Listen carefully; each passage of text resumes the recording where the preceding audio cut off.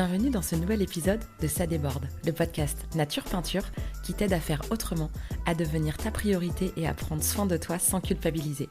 Je m'appelle Lucille, je suis psychopraticienne et ici je te parle de mon parcours, mes galères, mes réussites, mes coups de cœur, mes coups de gueule aussi et les clés qui m'ont aidé à avancer et que j'ai à cœur de partager avec toi. Pour que tu apprennes à mieux te connaître, à dépasser tes peurs et tes doutes, pour laisser enfin déborder pleinement qui tu es. Alors installe-toi confortablement et c'est parti. Bonne écoute. Et coucou, je suis contente de te retrouver pour ce 4e épisode dédié à l'astrologie.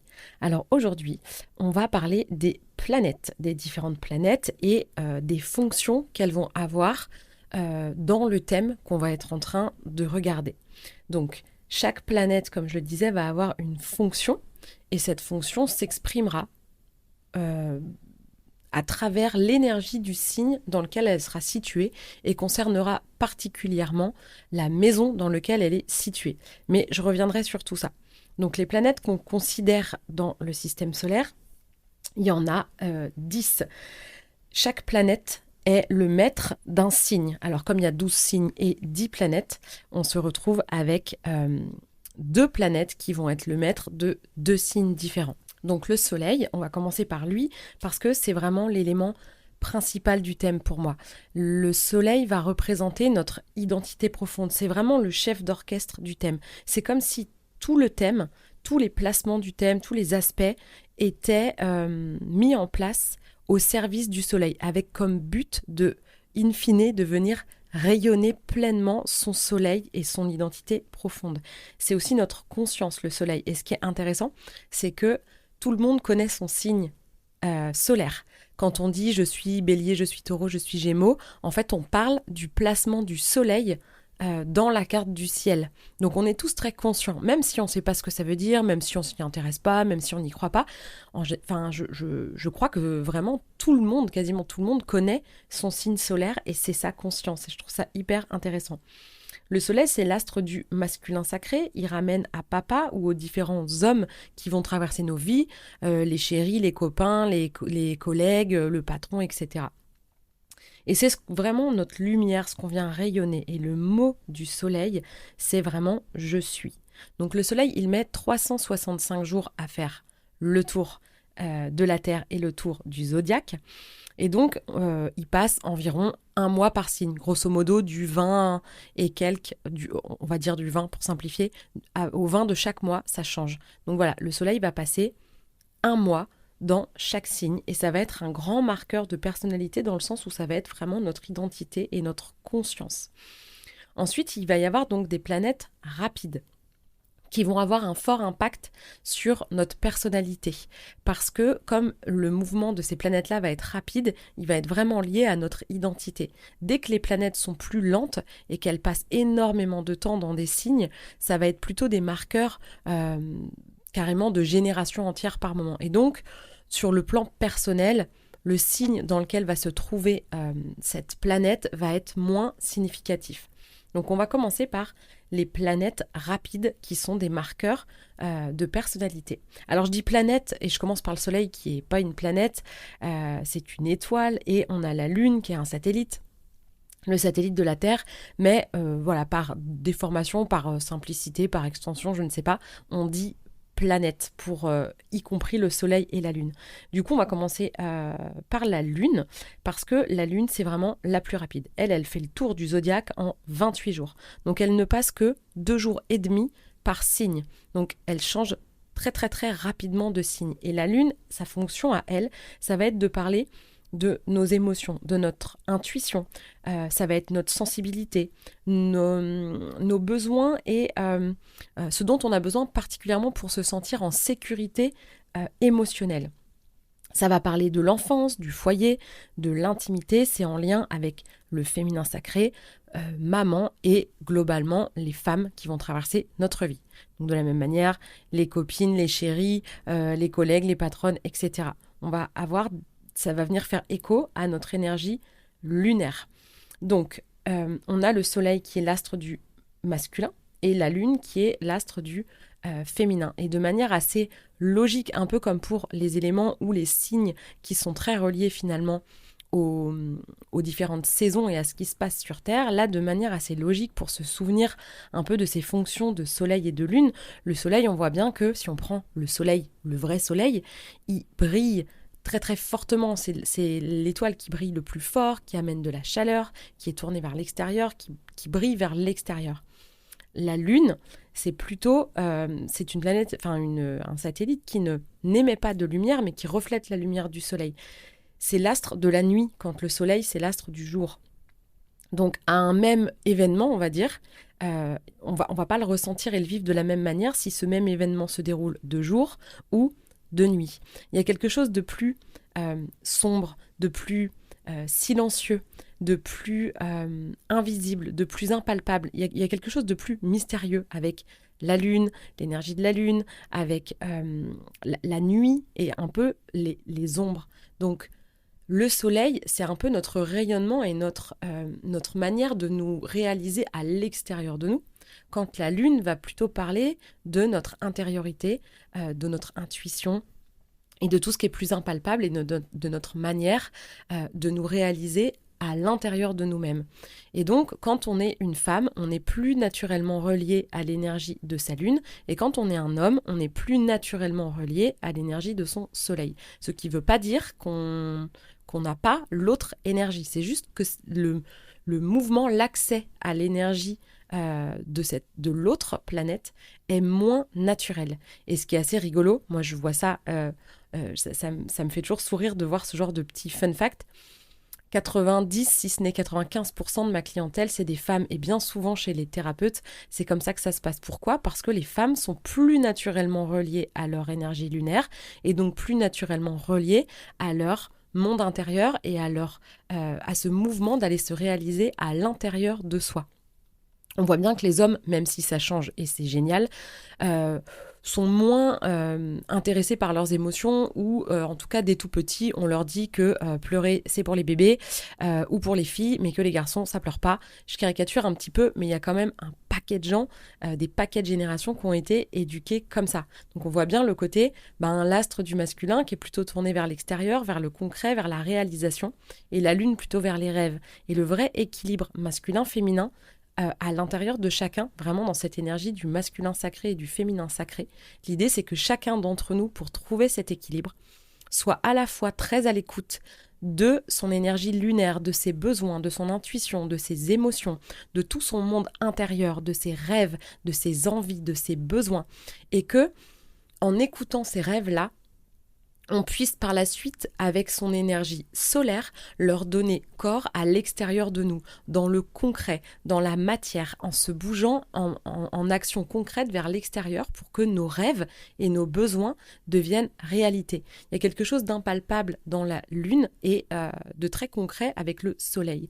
Donc si on est... Alors c'est le yin et le yang aussi. Le yin, c'est la partie noire, donc on voit le côté lunaire relié au féminin qui se passe plutôt la nuit, dans la symbolique en tout cas, et le soleil dans le yang, c'est la partie blanche, et il y a un point il y a un point noir dans la partie yang et il y a un point blanc dans la partie yin, parce que finalement c'est vraiment un équilibre des deux et c'est pas complètement séparé. L'idée c'est que les deux puissent communiquer, se comprendre et agir l'un pour l'autre. Donc l'idée, le jour où on arrivera à mettre nos actions au service de nos intuitions, de nos rêves et de nos besoins et de nos rêves, nos envies les plus profondes, on trouvera un bel équilibre entre le masculin et le féminin à l'intérieur de nous. Ensuite, on va passer à Mercure. Donc Mercure, c'est une planète rapide aussi. Elle met 88 jours à faire le tour du Soleil.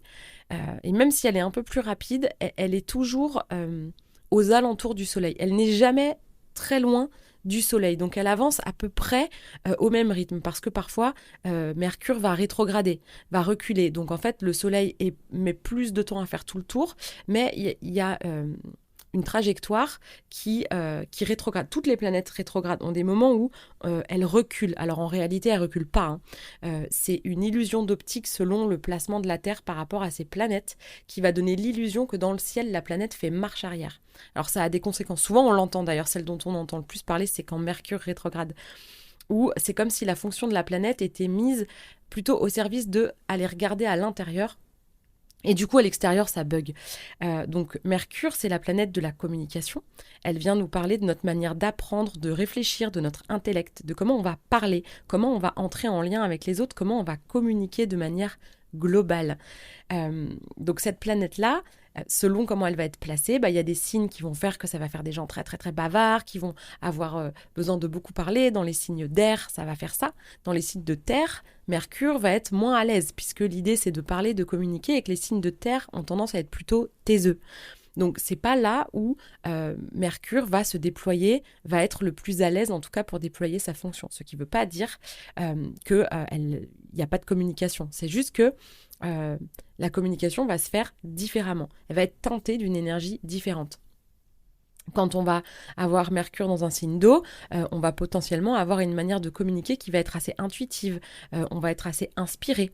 Ça peut faire un peu des placements de poète, j'ai envie de dire, parce qu'on va manier les mots, mais avec quelque chose d'intuitif, de guidé. Parfois, c'est difficile de mettre des mots, justement, quand on a Mercure dans un signe d'eau, parce que ça amène du flou, c'est assez conceptuel, et c'est pas si simple de mettre des mots clairs quand on est dans un signe d'eau. Et dans les signes de feu, là, en général, ça envoie, ça parle facilement, ça fait des bavards. Moi, par exemple, j'ai Mercure dans le bélier, qui est un signe de feu, qui est direct, cash, franc, je parle vite, beaucoup, fort, je dis des gros mots. Il y a quelque chose de très cash dans ma manière de parler. C'est parce que Mercure est teinté de cette énergie un peu bourrine, un peu fonceuse de bélier. Et ça va se traduire pas forcément dans ma manière de faire, ni dans ma manière d'agir, mais bien dans ma manière de parler, de communiquer. Donc c'est ça qui est hyper intéressant. C'est de vraiment venir voir comment ces planètes vont s'exprimer. Donc, comme je le disais, Mercure n'est jamais très très loin du Soleil et globalement, entre les périodes où il va en marche avant et en marche arrière, il va passer à peu près le même temps que le Soleil dans chaque signe. Ça va vraiment rester toujours très très près du Soleil. Donc d'ailleurs, la majorité des gens ont Mercure dans le même signe que le Soleil. Alors quand le Soleil est au tout début ou à la toute fin d'un signe, ça arrive que Mercure soit dans le signe d'avant ou d'après. Mais globalement, la majorité des gens ont une vision du monde qui va correspondre à leur manière de réfléchir le monde, de communiquer le monde. Mais c'est pas toujours le cas. Ensuite, on a Vénus. Donc Vénus, elle va faire le tour en 225 jours. Donc elle est un petit peu plus lente que le Soleil, mais un peu plus rapide que Mercure. Et de la même manière, elle va avoir des périodes de rétrogradation. Son chemin ne va pas être linéaire. Donc pareil que Mercure, Vénus n'est jamais très très loin. Elle peut être un peu plus loin quand même du Soleil que Mercure, mais globalement, elle va rester dans l'environnement proche du Soleil et avancer à peu près au même rythme, en passant grosso modo un mois à passer dans chaque signe. Donc Vénus, elle va venir nous informer sur notre manière d'aimer, sur nos goûts. Ça va ramener aussi au corps, au don et au talent et vraiment à la richesse intérieure. Ça va parler aussi du rapport avec l'art, avec la beauté, avec le plaisir. Alors je ne l'ai même pas dit pour les signes précédents. Je vais revenir un peu en arrière. Comme d'hab, c'est pas toujours très structuré. Là, j'y pense parce que du coup, Vénus, si tu as écouté les épisodes sur les signes, les épisodes précédents, il y a sûrement des mots qui viennent te rappeler un signe. Et Vénus gouverne le signe du Taureau et c'est une des deux planètes qui gouverne deux signes. Donc Vénus va être le maître à la fois du Taureau, justement dans ce côté la beauté, le fait d'aimer, la séduction, le rapport au corps, les dons et les talents, la richesse intérieure, l'art, la beauté, le plaisir, le fait de savourer, etc. Donc ça, c'est pour la partie Taureau. Et il y a également, elle gouverne également la Balance. Donc la Balance, ça va plutôt, donc c'est assez féminin comme planète. On dit souvent les hommes viennent de Mars et les femmes de Vénus, donc ça ramène à la féminité. Ce qui ne veut pas dire que cette planète n'a pas de fonction chez un homme et inversement pour Mars. Ça ne veut pas dire qu'il n'y a pas de fonction martienne chez la femme, mais ça ramène quand même à quelque chose de féminin. Donc pour la Balance, ça va plutôt ramener dans les arts plutôt à la danse et à la musique. On va parler aussi de beauté, mais avec plutôt quelque chose d'élégant, de gracieux. Il y a toute cette côté grâce en fait dans la Balance, beauté, gentillesse. Donc voilà de quoi va nous parler Vénus. Ça va vraiment dire comment on aime être aimé. Ça va vraiment parler de sentiments, de séduction même un petit peu. Ensuite, on passe à la planète Mars. Donc Mars, elle est un petit peu plus lente que le Soleil, enfin presque 2 fois plus lente d'ailleurs. Elle met 286 jours à faire le tour du zodiaque. Et de la même manière, elle n'a pas un- une trajectoire linéaire. Elle aussi, elle va rétrograder par moment. Donc le cycle est un peu aléatoire. Donc elle va passer cette planète en moyenne entre 2 et 6 mois par signe. Quand le Soleil, Mars et Vénus, on est plutôt sur environ 1 mois. Donc là, c'est entre 2 et 6 mois. Mais ça reste quelque chose de rapide. Donc ça reste une planète personnelle qui va venir t'informer sur ta manière d'agir, de te positionner, de même te battre ou de combattre dans ce côté, pas forcément se battre avec les poings, et encore que ça peut parler de ça aussi, mais c'est aussi est-ce qu'on est combatif dans la vie ou pas. Comment on s'affirme, quelle est notre énergie personnelle, quelle est notre volonté. Ça parle de courage, ça parle d'envie et de sexualité. Mars, c'est un guerrier. Mars, c'est le dieu de la guerre, en fait, à Hadès, je crois, que je mélange pas trop. Parfois, les dieux grecs et romains, je mélange un peu, mais je crois que c'est Hadès. Bref, c'est le dieu de la guerre. Donc, on voit bien qu'il y a quelque chose d'aller se positionner, d'aller au-devant des problèmes, d'aller... faire la guerre s'il faut pour obtenir ce qu'on veut, pour se positionner, pour s'affirmer. Et donc là, ça va te rappeler peut-être un signe. C'est la planète qui gouverne le Bélier. Donc, si tu n'as pas écouté les épisodes précédents sur les signes, va les écouter, parce que si je commence à reparler du signe en même temps que la planète, l'épisode va encore être trop court pour parler de toutes les planètes. Donc voilà pour les planètes personnelles, donc le Soleil, la Lune, Mercure, Vénus et Mars, qui vont vraiment venir teinter ta personnalité, à la fois dans le signe dans lequel elle se trouve, comme je te disais, et qui va mettre en lumière ou qui va concerner particulièrement une maison, c'est-à-dire un domaine d'expérience. La semaine prochaine, je te parlerai des maisons. On va passer aux planètes collectives. Donc là, elles sont beaucoup plus lentes, et tu vas voir que forcément, ça a moins d'impact sur son placement en signe, va être beaucoup moins significatif sur ta personnalité propre à toi. Il va y avoir quelque chose de commun aux gens qui vont avoir à peu près ton âge, quoi. Jupiter met 12 ans à faire le tour. Donc, en moyenne, il va passer 1 an par signe. Donc, grosso modo, les gens de ton âge, alors après, évidemment, si t'es né en fin d'année, en début d'année, ça change, mais pour simplifier, grosso modo, les gens de ton année, les gens qui étaient dans ta classe, on va dire, globalement, on avait tous dans la classe Jupiter dans le même signe. Donc, t'imagines bien que sur des classes de 30 enfants, c'est pas ça qui va venir teinter la particularité de un tel ou un tel. Donc Jupiter, dans ce côté collectif, va quand même venir parler. Alors ce sera plus parlant, les planètes plus lentes, ce sera intéressant de regarder le placement en maison. Parce que les maisons, j'en parlerai plus en détail la semaine prochaine, mais c'est une roue, on va dire, avec les maisons, qui bouge toutes les 2 heures. Donc là, c'est beaucoup plus significatif en maison qu'en signe, parce que comme les maisons changent très très vite, même si la planète n'a pas bougé et est toujours dans le même signe, ça va pas être la même maison qui va être concernée, donc pas le même domaine d'expérience ou le champ d'expérience. Donc ça va plutôt être intéressant de regarder la maison. Donc, qu'est-ce qu'on va y voir pour Jupiter ? On va y voir, c'est la planète de la quête de sens, de la spiritualité, mais de la spiritualité plutôt comme une science qu'on va étudier, plutôt que comme quelque chose qu'on va pratiquer. C'est aussi, ça parle de place sociale, de l'éducation. C'est aussi l'optimisme et la part de chance. Jupiter, on l'appelle souvent le grand bénéfique. Il vient donner un effet loupe un petit peu. Imagine Jupiter comme une loupe grossissante qui va amener richesse, abondance, chance. Et c'est vraiment un domaine où on va avoir de l'expansion. Là où on va avoir potentiellement de la chance, où les choses vont être abondantes et grossies, en fait, comme à la faveur d'une loupe qu'on va mieux voir, qui vont être plus présentes, là où va se trouver Jupiter.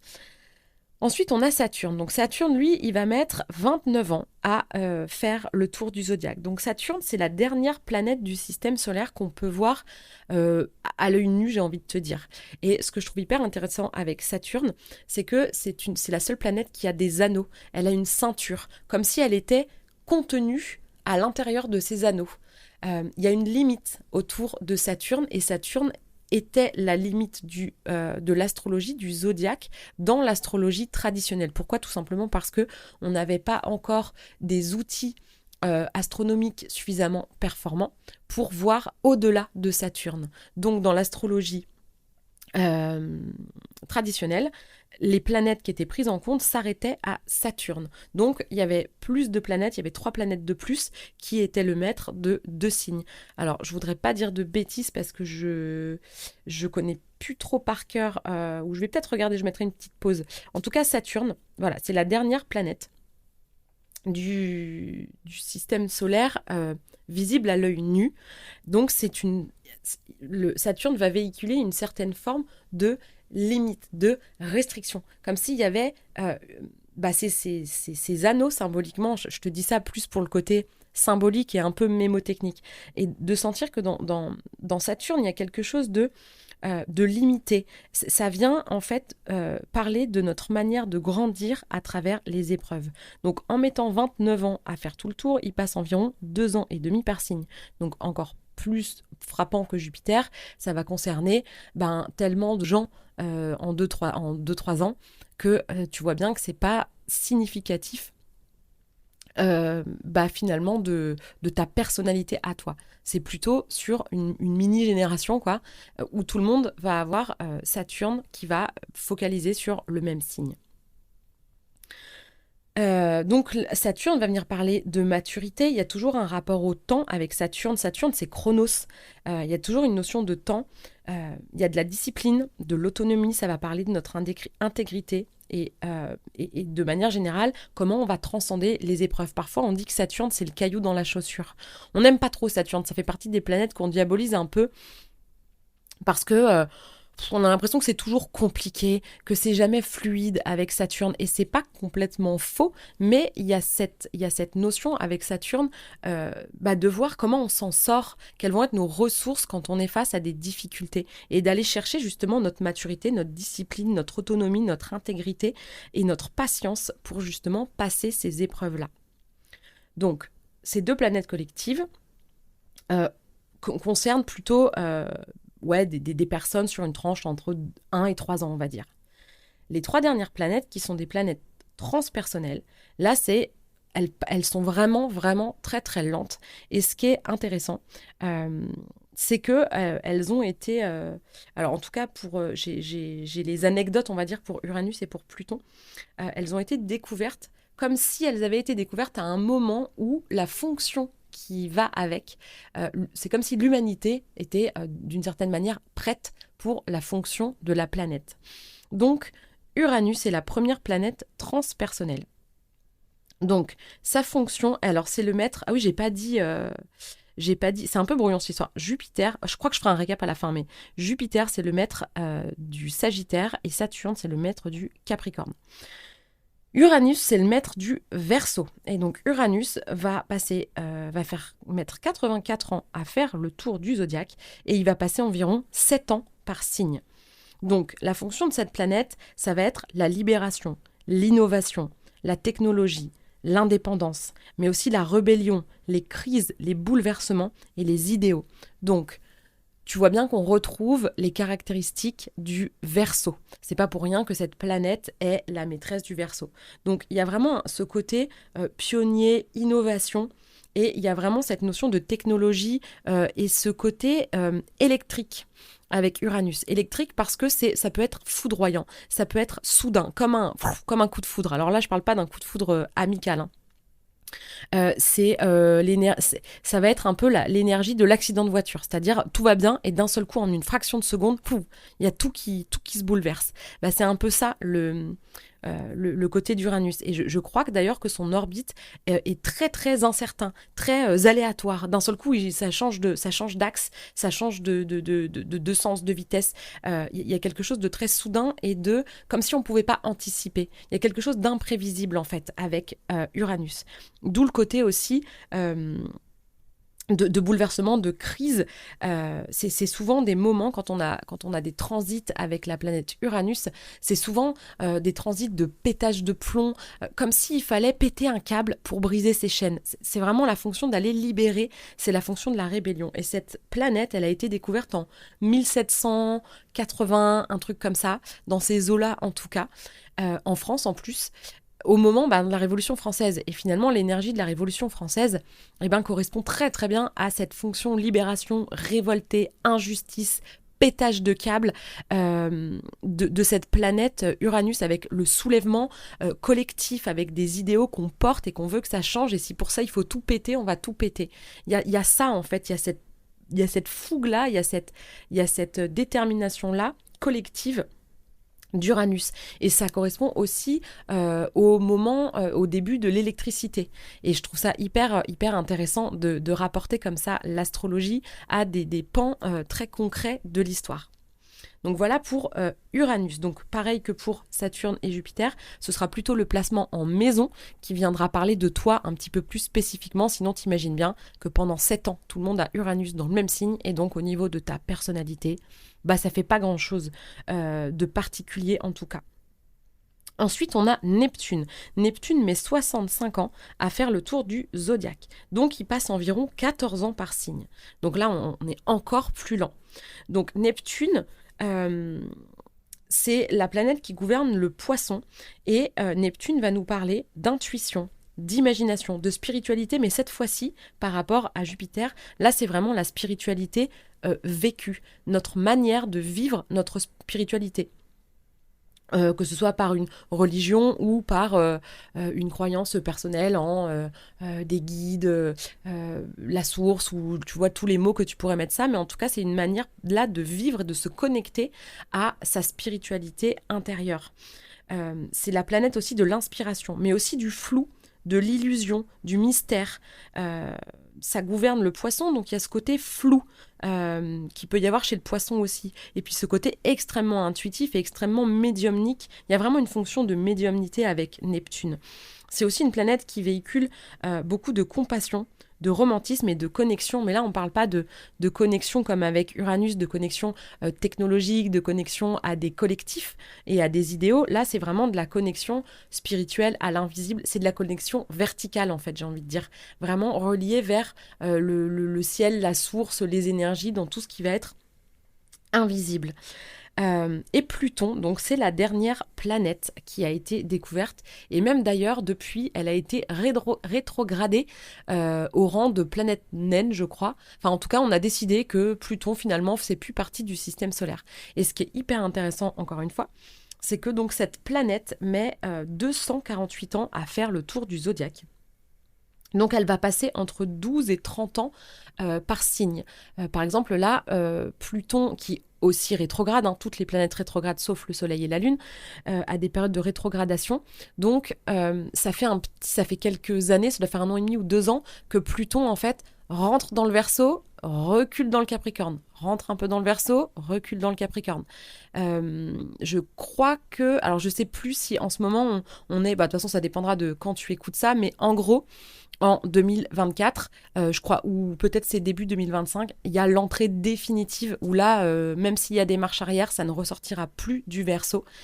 Donc en fin 2024, début 2025, c'est l'entrée définitive de Pluton dans le Verseau. Et je crois elle ne ressortira du Verseau qu'en 2044 ou 45. Donc tu vois, elle va passer une bonne vingtaine d'années dans cette énergie du Verseau. Donc clairement, ça va pas nous parler de la personnalité de tous ces gens qui vont naître pendant 20 ans. Mais par contre, là, clairement, c'est un vrai gros enjeu de génération. C'est comme si une génération entière allait voir sa fonction plutonienne s'exprimer dans cette énergie du Verseau.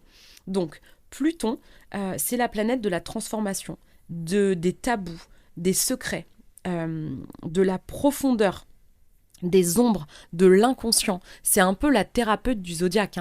Et c'est rigolo parce que elle parle vraiment de l'inconscient et on la découvre, puis en fait elle est un peu dérangeante, alors oh non, on va faire comme si elle n'était pas là. Alors on va la rétrograder, on va dire que c'est plus une planète, on va décider que finalement elle ne fait pas partie du système solaire, mais on l'a pas détruite, hein, elle est toujours là. Donc c'est un peu, je trouve que c'est pareil symboliquement, c'est très représentatif de l'inconscient. On sait que c'est important, en même temps c'est des ombres, c'est pas conscient par définition, parfois on a envie d'aller en savoir plus, mais pas trop, mais ça nous fait peur, mais ça nous fait envie. Il y a cette espèce de fascination-répulsion avec la planète Pluton et aussi avec les fonctions plutoniennes. Et donc Pluton est le maître du Scorpion, qui va générer cette même aversion, fascination. Il y a une espèce d'aura un peu mystérieuse. Ça vient aussi parler de tout ce qui est un peu occulte, hein, tout ce qui est un peu secret, même un peu la magie, ça gouverne un signe d'eau, donc encore une fois, on va parler d'intuition, de ces choses un peu magiques parce que invisibles, impalpables. Donc ce qui est assez rigolo dans les fun facts de la même manière avec Pluton, c'est que là, Pluton pendant 20 ans là va mettre sa fonction au service, entre guillemets, ou c'est plutôt l'inverse, ouais, si, au service de l'énergie du Verseau. Donc c'est comme si la fonction transformation profonde de Pluton allait s'effectuer dans l'énergie du Verseau, c'est-à-dire en étant avec les nouvelles technologies, genre l'IA, c'est très Verseau. Les nouvelles technologies comme ça, les grandes avancées, les trucs un peu de demain, mais aussi avec la fonction de se révolter potentiellement et d'aller effectuer des changements profonds en brisant ces chaînes s'il faut et de réinventer le monde avec comme il n'est pas en fait. Donc il y a un peu cette idée-là dans cette planète Pluton. Donc vu que c'était un petit peu brouillon, mon histoire de maîtrise des planètes, mais j'ai fait tout un petit document, un espèce de mémo astro, où j'ai fait un peu des mind maps, des tableaux, des récapitulatifs, des lexiques, où tu vas pouvoir t'y retrouver. Ça va être un support si tu veux pouvoir déjà les télécharger et les imprimer pendant que tu écoutes les épisodes pour un peu mieux comprendre. D'ailleurs, ça peut être intéressant d'écouter les épisodes en ayant ton thème sous la main. Comme ça, tu peux regarder au fur et à mesure et pour pouvoir te balader dans ton thème et comprendre quelque chose dans tous ces symboles, tu verras, il y a des petits lexiques. J'ai fait tout un document que tu peux télécharger pour t'aider à faire tes premiers pas dans l'astrologie et dans ton thème. Donc, on récapitule. Le soleil, c'est le maître du lion. La lune, c'est le maître du cancer. Mercure, c'est le maître de à la fois le Gémeaux et la Vierge. Donc le Gémeaux dans le côté mental, réflexion, parce que c'est Hermès, c'est le dieu des commerçants. Il y a cette idée de mouvement, de déplacement qui sont très similaires à l'énergie du Gémeaux. Et Mercure, c'est aussi le médecin des dieux, qui a été formé par Apollon, si je dis pas de bêtises, à la médecine. Et donc ça, là, on va parler de choses beaucoup plus scientifiques, beaucoup plus concrètes, qui vont parler de santé et de choses plus concrètes à faire potentiellement au quotidien. Et donc cette partie-là va gouverner la Vierge. Ensuite, on a Vénus qui aussi gouverne 2 signes, ça j'en ai bien parlé dans l'épisode, donc à la fois le Taureau et la Balance. Mars gouverne le Bélier. Jupiter gouverne le Sagittaire, Saturne gouverne le Capricorne, Uranus gouverne le Verseau, Neptune gouverne le Poisson et Pluton gouverne le Scorpion. Voilà, j'ai fait le tour des planètes. J'espère que ça te plaît toujours et que tu as hâte de voir la suite. Pour la semaine prochaine, c'est au tour des maisons. Merci de ton écoute et à tout bientôt. Si cet épisode t'a plu, tu peux laisser un commentaire, noter avec tout plein d'étoiles ou encore t'abonner pour ne pas rater les prochains. Tu peux aussi partager cet épisode pour que d'autres personnes osent laisser déborder qui elles sont vraiment. Et si tu veux en savoir plus sur ma manière de travailler, mes outils et les accompagnements que je propose, rendez-vous sur ma page Instagram L'Oreille et la Plume ou sur mon site internet. Merci beaucoup de ton écoute et de ton soutien. Passe une belle journée ou une belle soirée et on se retrouve bientôt.